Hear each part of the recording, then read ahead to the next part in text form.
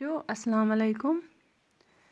اردو کی دوسری کتاب، یہ دوسری جماعت کے لیے آج ہمارا موضوع ہے خرگوش اور گینڈا۔ یہ خرگوش اور گینڈے کی کہانی ہے۔ ایک خرگوش کی ایک گینڈے سے دوستی ہو گئی۔ دونوں اکٹھے کھاتے اور اکٹھے سیر کرتے۔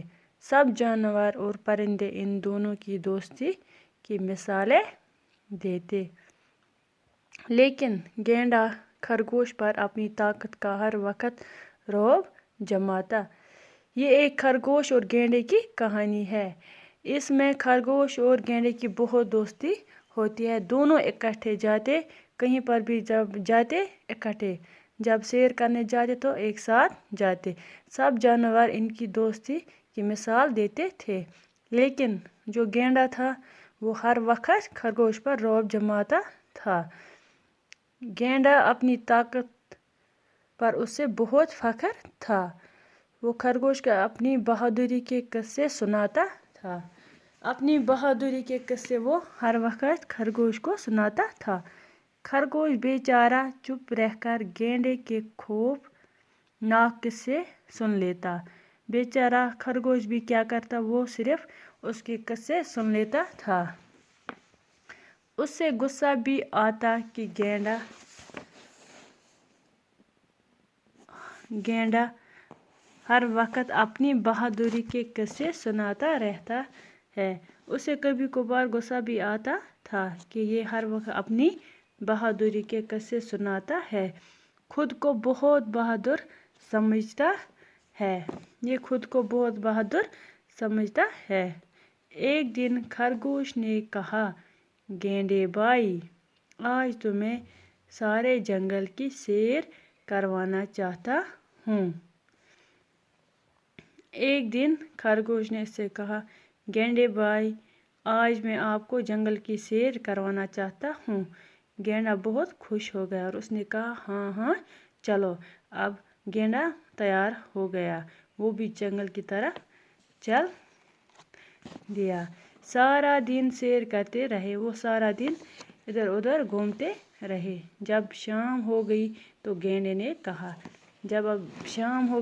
گینڈے نے خرگوش سے کہا، اچھا اب میں چلتا ہوں، باقی دوست انتظار کرتے ہوں گے۔ خرگوش نے کہا، ارے گینڈے بھائی، آج تم یہاں جنگل میں میرے پاس ہی رہو۔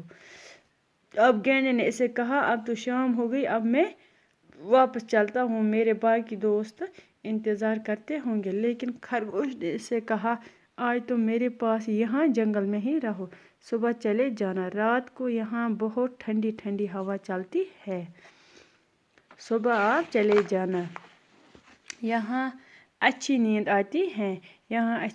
آتی ہے کیونکہ بہت ٹھنڈی ہوتی ہے۔ گینڈا خرگوش کے اصرار پر رک گیا۔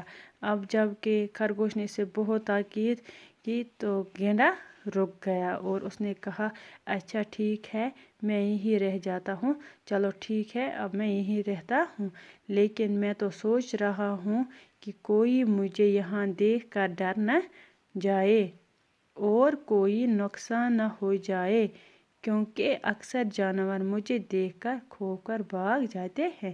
یہاں بھی یہ اپنی بہادری کا اظہار کرتا ہے۔ وہ کہتا ہے کہ اگر میں یہاں رک گیا تو باقی جو جانور ہیں وہ ڈر جائیں گے، مجھے لگتا ہے کوئی نقصان نہ ہو جائے، وہ کئی جانور بھاگ جائیں گے مجھے دیکھ کر اور بے ہوش بھی ہو جائیں گے۔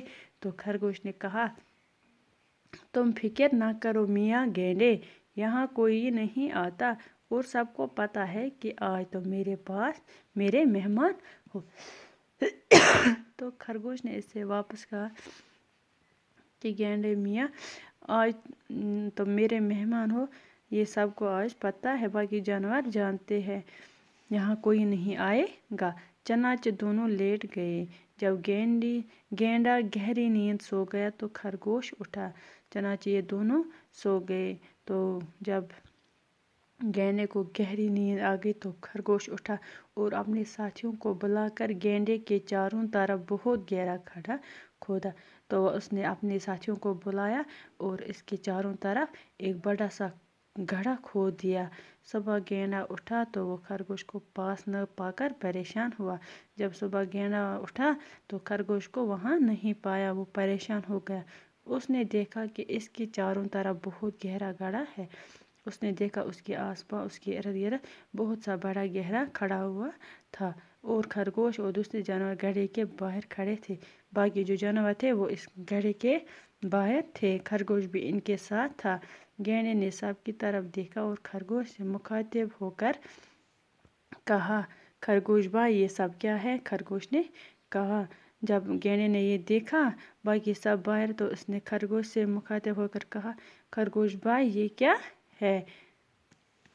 आज बस इतना ही प्यारे बच्चों, कल हम इससे आगे पढ़ेंगे। खुदा हाफिज़।